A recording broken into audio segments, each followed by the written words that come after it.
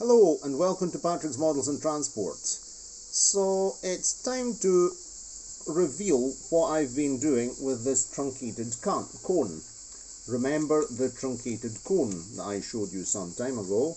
I downloaded this very nice pattern of the right size. I calculated this here on a Dutch website and I printed it out, and then I made a truncated cone out of 0.30mm styrene.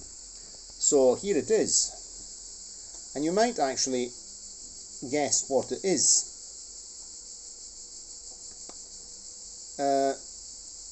Because I've been sort of toying around with this and teasing.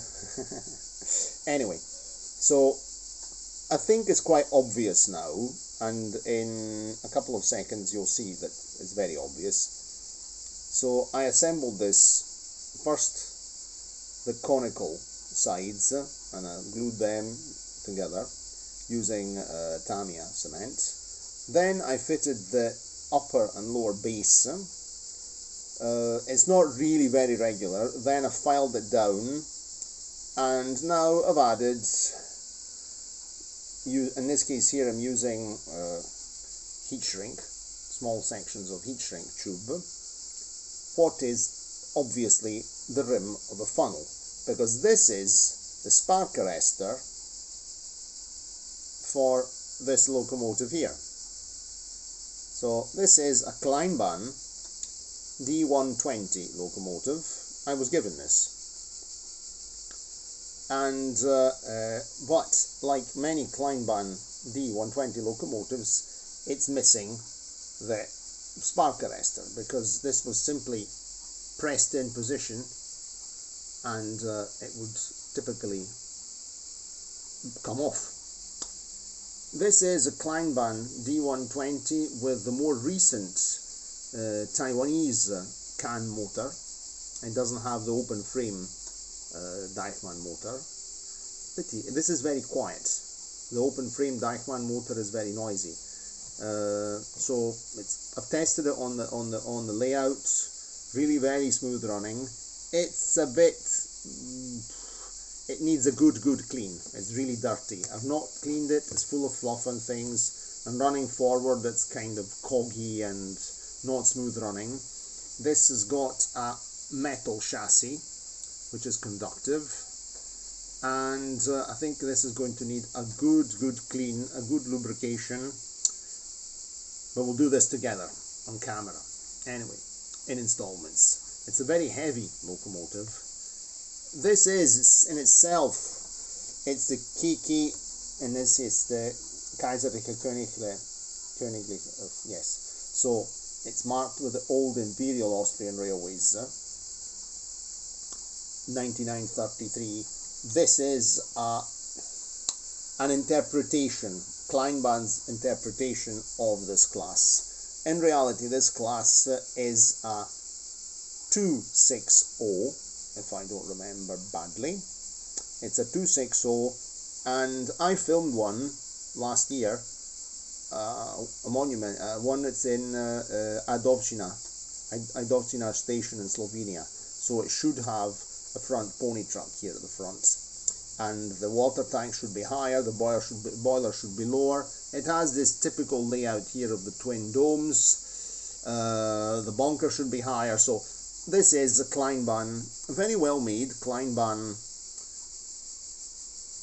model, toy model locomotive, very efficient, good for pulling trains, but very detailed anyway, very Austrian looking, very Central European. So in many ways we could interpret it even as a sort of freelance locomotive, because it doesn't really represent a real model. But many locomotives like this have been built, and this is a locomotive that can stand in for many 060 locomotives, tank locomotives in use in Central and Eastern Europe. So, and I really like Kleinbahn, and I'm very pleased that I received this, because I like Kleinbahn rolling stock and Kleinbahn buildings. I've got some since I was a kid, because my aunt and uncle live in Austria, and they made me some very nice presents when I was a boy, and also I also bought some Kleinbahn stuff myself, so this will look very well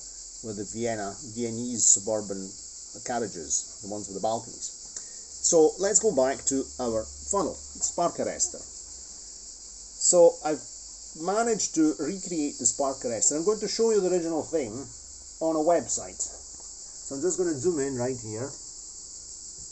This is, I'm showing you the actual website, ricardo.ch, selling things second hand. This is for sale, so there's no copyright infringement. There it is. And this is the missing part. So I've tried to, I don't have any exact measurements. I've tried to find exact measurements. It was impossible. So I more or less estimated its dimension. It might not look super regular, but it'll give it that in-use look where things might get dented and battered. And I'm going to have to make the rivets up here if possible. I have no idea how I'm going to do that. I'm thinking how to do it, how to make the rivets. I've never made rivets, and snipping off, how do you call it, pinheads might result in pinheads being fired all over the room. So I might go for something else. I actually got an idea to make some small rivet heads. Anyway, it'll all be painted black. So you can see that to actually make the lip of the chimney sticking up through the spark arrestor, there was no way I could actually make a hole through this because to guarantee its structural integrity. And so this will all be painted black. But I've made a double ring with heat shrink tubes, and I'll fill in the gap with some glue and glaze to also give it structural rigidity. And then I think I'll probably use some small to make the rivets. I'll cut some small clippings of copper wire and put them on. I don't know. That might be a heck of a job, but we'll see. We'll see. We'll do some tests. Anybody have any ideas how to make rivets for us, for rivet counters to count? I think it might be a bit complicated. The beautiful rivets on here. How do we make our rivets? I'll have to have a look. Anyway, that's that for the moment. So this is the next project. Shortly we'll be having a good look at the and doing servicing the mechanism, make it run smoothly, and so on and so forth. Anyway, that's that. Cheerio, and see you next time.